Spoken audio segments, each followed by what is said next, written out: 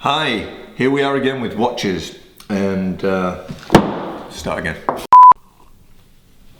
Very good tea. So I've been to the bank again because there's been many of you that have requested to see more watches. We're going to show you a few more. Shall we see what's in the box? Let's do it. All right, here we go. What's in the box this week? Some goodies. Where would you like to start, Adam? Any specific place? Well, the last time you asked me that, I told you, and then you went, no, don't do that one. I know, I completely ignored you, didn't I? That was very rude, sorry. So this time I'll listen to you. Okay. Where would you like to start? Let's do top left. Top left, this one? All right, here we go. So we shall start. This is a stainless steel Cartier Santos, which has Pave diamonds. I believe there's about 10 carats of Pave diamonds all around it. It's 90% stainless steel. This is yellow gold. I don't know why that's yellow gold, but it is.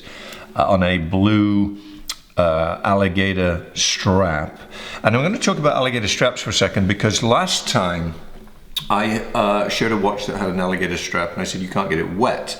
And there were a few comments that said, well, alligators swim and why can't you get it wet? Well, the reason you can't get it wet is because they process them and they color you don't see too many bright blue alligators or white alligators. So they process it, and when they do that, it takes away the waterproofing from the actual skin, and it would ruin if you wet it, so not a good idea to do. But there you go, so there it is. That's a Cartier Santos XL Chrono. Anything else you want to know about it? Did the diamonds come in the watch standard, or did you have those? These are aftermarket set. Where do you get that done? Because I didn't realise that the ones that you showed us last time, you would have that done. I presumed that it came from the manufacturer like that. So some do come from the manufacturer and some don't. There's a couple in here that are manufacturer diamonds, and then there's a couple that aren't, and I'll show you that. Mm-hmm. So different jewelers do this. I don't actually have them set. I order them from a jeweler that sells this brand of watch, right, and then they have it done. So I don't know where it's done. But and how do they set the diamonds? Because there was some people in the comments saying they would be worried that, you know, a diamond might fall off, or if they're put on afterwards. No, these are done very, very well, very carefully. I've never had a diamond fall out. You can bash them around a little bit. Never had one fall out. They're pretty solid. And how do they do it? I don't know. I mean, I really don't know. That would make a good video. We need to find out how they do it, and go film it. So that's a chrono. Then we're going to move on to this one here. And this is in fact the same watch in a non-chrono version on a white rubber strap. It only has diamonds on the top, not on the side of the case, and not on the back. This is just a straight rubber strap. So this one you could in fact swim in if you wanted to. Probably not the best watch to swim in, but it's a fun watch. It's a very summery watch, and so pretty. Chrono versus non-chrono, they're the smaller dials that sit within the face, right? Correct, yeah. They call them sub-dials, and the purpose of them is to act as a stopwatch, really. I've never used one for any purpose. It's just a fun thing to have on the actual watch. Continue going this way? Yeah. Okay, so this is an interesting watch. This is let's see if I can say this right, a De Grisogono. And this is a 18 karat yellow gold watch with diamonds. This is all factory diamonds. This came this way. Mm-hmm. It has a twin time zone, so the bottom hands could be set to a second time zone. I have it the same, but there's a little tiny button somewhere. There it is. I don't know if you can see that. And that is the button that makes the hour jump on the bottom sub-dial. The minutes move together with the top one when you move it, and then a big date.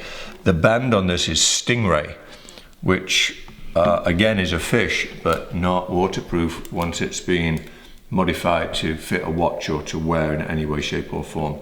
So this is a De Grisogono, and it's automatic. I don't know if you can see the back. It's very nicely done. You see it? Mm-hmm. Pretty watch. Don't wear it very often. Why, you may ask? Because they live in the bank and it's such a hassle to go and get them. When I'm done with this video, straight back to the bank, put them back in the bank, and Next time I see them, it'll probably be for another video. And so, with your watch collection, do you, obviously you buy them to wear, but do you see watches as an investment, or are they not really, will they not appreciate that much? Is it more just... Certain watches are a great investment, other watches not so much. For example, the next one, this one here, this is a great investment. This watch is very, very difficult to get. It's a Richard Mille and also a chronograph skeleton. A beautiful, beautiful watch. And the thing with this watch is you can't buy them because Richard Mille are very, very clever about their marketing and how they bring these watches into the country. You can't find this watch. So consequently, these are worth substantially more than the MSRP, the retail price, which is already outrageous. And people are paying it. So great, great investment. Right, this particular watch. I wouldn't say most watches are a good investment. In fact, I'd say they're probably a very bad investment. But they look nice. But they look nice and you enjoy them, right? This is a Rolex Presidential. Last time we did part one, I showed you a couple of Rolex Presidentials. This one is different. This has a Pave dial with ruby hour markers and the diamond bezel. Other than that, it's just the regular President, which is a lovely watch. And these are quite a classic Rolex. This is the Rolex that everybody kind of says, oh, that's the flagship. It isn't, but it is a very nice one and it's a very popular one. And again, these are a watch that if you buy one, you're not going to lose very much money on it. They do hold their value. They don't go up though. This is a stainless steel AP. Audemars Piguet. It has a double fold out clasp which operates, you click it down once and then you click this and fold it over so it's secure. No stingray or eel or any other strange animal on this one. No animals were harmed in the making of that watch. No, so you can actually swim in it. Mm-hmm. This is a great watch. I should wear this more often. I don't wear it very often. I like that. It's a very good looking watch and it's practical. It's very, very practical, which I can't really say for most of my watches. So if I can get it, definitely not going to fall off by accident, is it? No, it's not going to fall off. There we go. So we'll put this one away. Staying with the theme of AP, this is a 40mm AP, which is a smaller one, but still very, very beautiful. This is all factory diamonds. It's white gold. The case is white gold. The buckle is white gold with diamonds, and it's a rubber band, so you can again swim in this. I don't think it's advisable to necessarily swim in a diamond watch, but it's very pretty and it's a good jeans watch, So here we go again, another AP. Yeah. This is another offshore, 40mm, and this one is in rose gold with diamonds set in a rose gold bezel with the white around it with a rubber band. No diamonds on the clasp on this one. And again, this is all factory. Pretty watch, right? Yeah, I like that one. Pretty watch. It's very nice. So now there comes the greatest watch of all the watches that I have. Right. I'm kidding. However, I love this watch. So let me talk about this a little bit. This is a Stellman. And I'm sure you're saying a Whatman? It's a Stellman. I bought this watch about 25 years ago. And when I bought it, it was considered one of the most complicated watches that's made. It's actually Japanese, it's quartz, and it's incredibly inexpensive. Stellman's not a very Japanese name, is it? No, it's not. I don't know. Let's see if it says made in Japan on the back. Or I can't see any... Oh, there you go. Made in USA. That's the strap. They lied. It says genuine alligator made in the USA. But the watch is, I think it's Japanese. Okay. If you can zoom in on it, I don't know if you can zoom in on it. Each one of these subdials actually has two hands. So it does multiple things. So it's a minute repeater, which means it chimes on the hour, the minutes and the hour. It has a chronograph. It has a perpetual calendar, which tells you the day, the month, and the year, and leap years. It has a moon phase, which tells you whether you're night or day, and it has a second time zone. So all of that stuff and I believe this watch was about, I don't normally talk about money, but I can talk about this one because it wasn't expensive. I think this was about $2,000, which is still a lot of money, but it's not even in the same league as there are straps in here that cost more than that. Wow. Yeah, I know, it's crazy, right? But this is an amazing watch, and it's quartz. I would show you how it all works, but the battery's flat. That's how long it is since I've worn it. But it's a pretty watch, right? Yeah, that's very nice. Very traditional. Yeah, I can see you wearing something like this. Really? No. I was going to say, what about the G-Shock? Trusty G-Shock. Yeah, guys, Michael still hasn't given me one of his watches, but I'm working on it. I really want this one. This is... Well, we're going to get to that one. This is the one that I would like. We're going to get to that one. Let's go to the next AP. So this is a Royal Oak, not offshore, non-chronograph, and this is steel and rose gold. The dial is rose gold with baguette hour markers, and the center links are all rose gold with diamonds, as is the bezel and the crown. Very beautiful watch. And this is aftermarket diamonds. So this was the regular steel gold watch, and then there's about 20 carats of diamonds that's applied to this. Pretty. Pretty. That is. Without being crazy. Well, it's a bit crazy. So what comes next? This is my watch. Shall we come to that last? Shall I do this one? Go on then. Okay, because you really like I this love watch. that watch. Okay, so this watch here is another Cartier Santos XL. It's actually the same watch as this, but the difference being this one is 18 karat solid gold and on a bracelet, all diamonds, and incredibly heavy. Have a field test. Are you ready? I'm ready. Wow. That's ridiculous, right? How heavy would you say that is? A little over a pound. Yeah, I was going to say, yeah. It's a little over a pound. Maybe this it. is heavier than the AP brick. Yeah. Is that the one that you... last week that shocked you? This one is slightly heavier than that. Beautiful watch, but kind of old-fashioned looking. Do you not think it's a little bit old-fashioned? Yeah, yes, I know what you mean. Let's same double class. Let's see.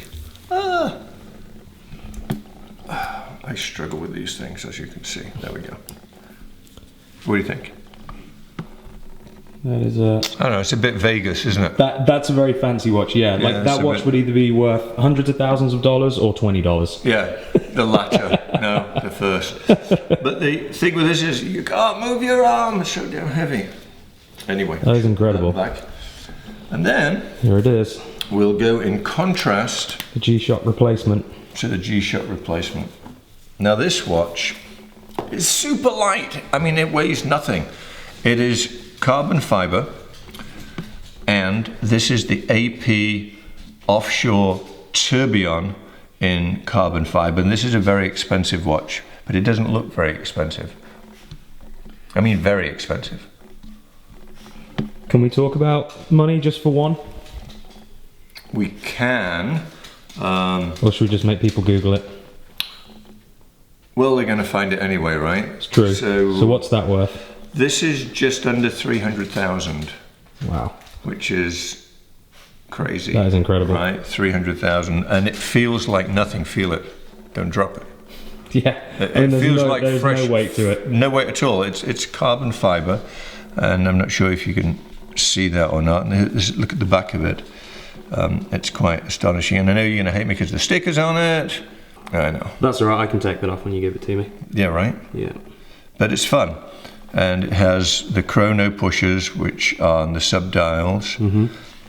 You know, I don't exactly know how... Oh, there's the other one there. So there's two sub-dials. They're just very small.